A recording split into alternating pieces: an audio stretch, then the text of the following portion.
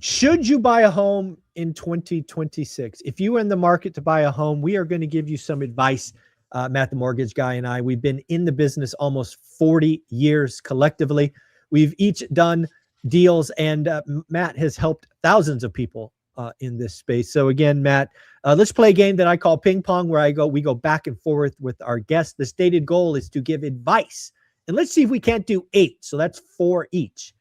8 pieces of advice for somebody who's looking at buying their first home or first investment in 2026. You are the guest, Matt. What say you? What's the first thing that you would recommend? Okay, yeah, these are the people that I talk to every single day. So I like this because I feel like it's a conversation I'm having every day. Somebody might not reach out. Somebody might be part of the school community, or they're just a fan of one rental at a time, and they want to buy their first property in 2026, and they're just not sure how to start, where to start, what to do.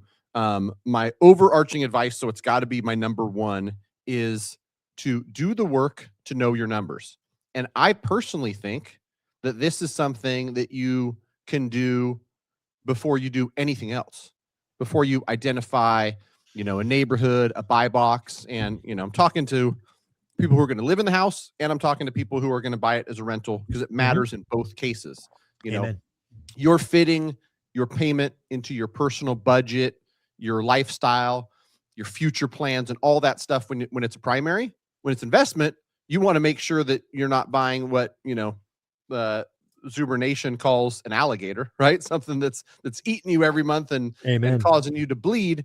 But know your numbers, and it's really not that hard. But what I'm going to warn people against as part of this know your numbers advice is don't rely on just searching by yourself online. Because what's going to happen is you're going to see an advertisement that, is trying to, get people to click. And so it's like, oh, we forgot to add the taxes and insurance, or it's something else that doesn't take into account. There's closing costs, there's title fees, there's prepaying taxes and insurance, there's all these other things. So talk to somebody who can give you some realistic, real numbers. And if you're buying solo, analyze those and ask questions. If you're buying with a partner, talk to your partner, go back and forth. Because what I found is that from the very first question or conversation to some analyzing, some talking out loud about it, people start to learn stuff. And the only way to get there is to talk about it. So know your numbers, know your numbers, know your numbers. That's advice, number one and the most important in my mind. Yeah, when I think about somebody buying the first home, that my first thought was, don't gamble. I don't want anybody to gamble. I don't want anybody to rush. The desire to buy a home is a powerful feeling, but it's it also can lead to a downfall. I don't want people, like you say, in my world, alligators or a bad deal. I don't want people to stretch. So I absolutely think you have to know your numbers. I'm glad we started there. So my first one's going to be, after that, because that's the step one for everyone, is really know what you want. I think a lot of people, and obviously for me, I've termed the word buy box, and you got to get very, very specific, because that's how you learn, right? Even if you're just going to be a homeowner, you've got to be able to compare apples to apples and oranges to oranges. And I think there's a lot of people that are just like all over the place. So you've got to get hyper-focused. You've got to realize that the real estate market today is weird. We've got delistings, we've got accidental landlords, we've got cancellations. It's just, there's a lot going on. But if you can get hyper-focused on what you want and only look at what you want, all of that noise in the system goes away. And that's how Olivia and I won for 3 years is my buy box. Even in a market with 1 million people, I was only looking at 20, maybe a low of 15 to a high of 35 active listings. That's how focused my buy box was for 3 freaking years. The real estate market was only 25 listings. That's all I looked at. And when you're that focused, it's you just get to learn the market, and you make your money when you buy. So that's a big deal. Yeah, I want to say something on yours real quick, because before I jump all over people and be like, come on, man, you can't be looking at quads and single families and small apartment complexes. Maybe you want to buy an office. While I say that, Mike, I promise you, in this 1031 exchange that me and my wife are personally doing, I'm guilty, right? I talked to a buddy and he's like, well, what are you exchanging into? I said, I don't know. We started looking at duplex, but mixed use would be kind of cool because I could rent part of it and maybe my future office can be up. And so granted, you can think about other things and have discussions about, maybe this money is best exchanged going somewhere else, but it makes it a lot harder. It makes it a lot harder to find a deal. And, when I don't even know what the heck I want, how do I tell? I'm going to slap you. That's not okay. We're going to change that right now. Right. Yeah. If you want a mixed use, you got to, come on, man. Lead by example. That's a future purchase, but, lead by example. Come on. Great You're better than that. Such great advice that someone's, been a couple decades in this space still needs a reminder of it. Okay. My next piece of advice is for people to be realistic. And I think that I've got something for both somebody who's buying a house they're going to live in and for investors. If you're buying a house you're going to live in, I cannot believe that somebody who is 31 years old, they're getting started in their career for all intents and purposes. They are planning on having kids maybe, but haven't yet. You don't need 2,800 square feet. I promise you, right? Yeah. Me and my wife and my 2 kids, after a really successful career in mortgage, are in 1,900 square feet. And, we're doing just fine. And I see too many people, their first house, not second or third or whatever, but their first house is a monster. It's 5 bedrooms for 2 people. And it's 3,000 square feet for 2 people. Are you talking about me again? Stop that. Yeah. So don't do that. And then from an investor perspective, be realistic. And I get around too many investors. I think it's partly like a fear thing where they'll go see a deal. It's a good deal. If we were doing baseball analogies, it'd be a double, right? It's going to provide some good cash flow. It's in a market that's appreciating. And their fear kind of nodule in their brain tells them to look for stuff that's wrong and reasons to not move forward. And so, don't buy an alligator on one side, like you said, but don't wait around for a grand slam home run because it might not come. Yeah. Yeah. The next one I'll give you is going to be a caveat. This might only be true for 6 months. I hope it's true all year, but you got to realize that the market we're in, the housing market changes all the time. I personally believe we're in a buyer's market in most of the country. And because it's a buyer's market and because they're rare, let me tell you how to play them.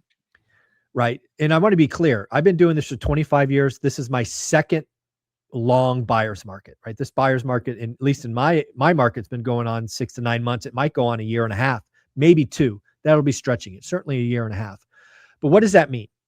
What it means is this is when the buyer has all the power.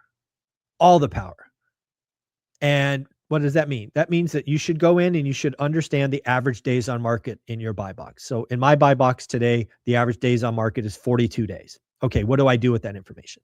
Well, what I now do, because again, I'm an investor, not a homeowner, but this applies for homeowners as well, is I now only care about housing or active listings that are 45 days or older because it's past average. I don't give a rat's ass about new listings. Don't care. Don't even look at them. As soon as days on market click to 45, it's on my radar. And then what do I do with that? Well, if it's had no price drops between day 1 and day 45, and I like the property, they're going to get an offer, probably 2, cash and bank financing. I'm lucky enough where I could do that. But they're going to get offers somewhere between 20 and 35% off list price, right? And to be clear, I am not expecting a yes answer. And frankly, I'm not even expecting a counter. But what's going to happen in my world is that's going to set the intention. And then at day 60, when I send that same offer, or if I feel very prickish, an offer that's $1,000 less than the first time, it might initiate a conversation, right? This is a game of consistency and follow through. Because again, as a buyer, I only need one seller to say yes. I am not telling you that many sellers will say yes. In fact, I would tell you most sellers tell me to F off. Guess what? I don't care. I only need one yes answer. And that's what I'm shooting for. And that's what everybody should do.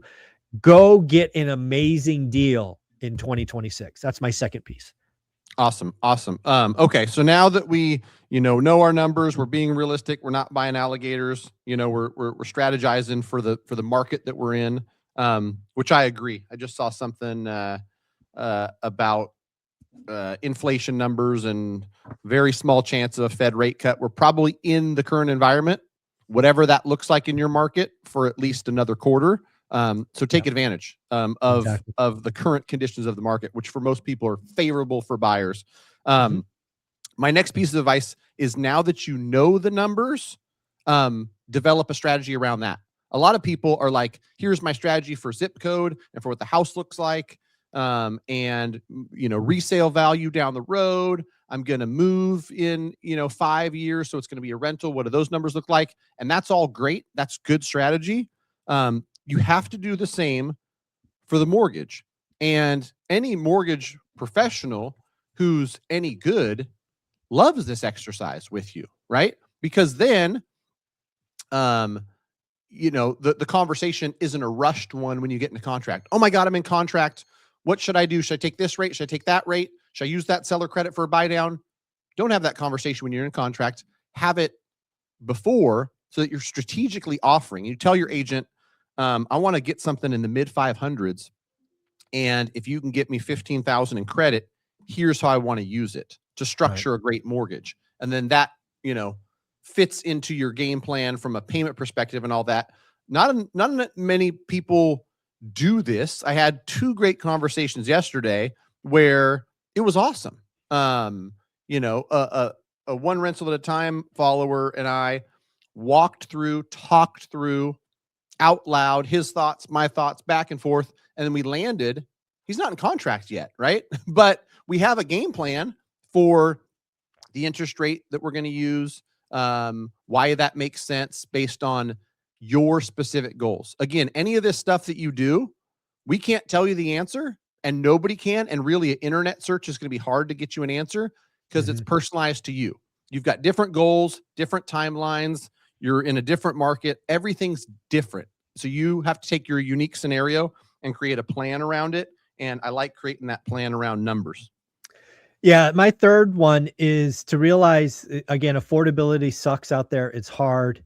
But there are absolutely ways that 2026 could be the start of wealth building for you. I'll give you 3 strategies that, if you were starting out, might work. And the first one is known as the 4-3-2-1. Shout out the lumberjack for terming that I'm now stealing. What does that mean? Well, that means that you go into next year saying, I have a 10-year journey. And in that 10-year journey, we are going to do 4 things. First, we're going to buy a 4-plex, and we're going to live in it for 2 years. Then we're going to buy a triplex and live in it for 2 years. Then we're going to buy a duplex and live in it for 2 years. And then we will buy a single family home, since 4-3-2-1. So what happens after 8 to 10 years? Well, you're now the owner of 10 or 11 units that are cash flowing, because maybe you're house hacking the last one. And, you're likely a millionaire, if not a multimillionaire. So again, to your earlier point about the first house being, 3,500, this is a journey, folks. Like, if you're 32 years old and getting started, you want to be wealthy by the time you're 42.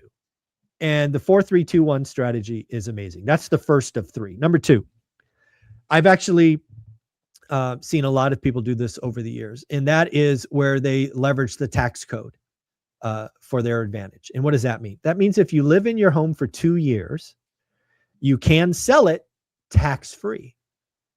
Right? You can, and then you can just roll that into the next purchase, right? There have been people that do that. And ultimately, over the course of 5 or 6 years, they ultimately get into a home that's owned free and clear, right? If you're the Dave Ramsey type. Or you can do that and just become not an accidental landlord, but a purpose landlord, right? Buy an entry-level home, live in it 2 years, make it a rental. Buy an entry-level home, live in it for 2 years, make it, right? Over the course of 5 to 10, 10 years, you can own multiple units on purpose.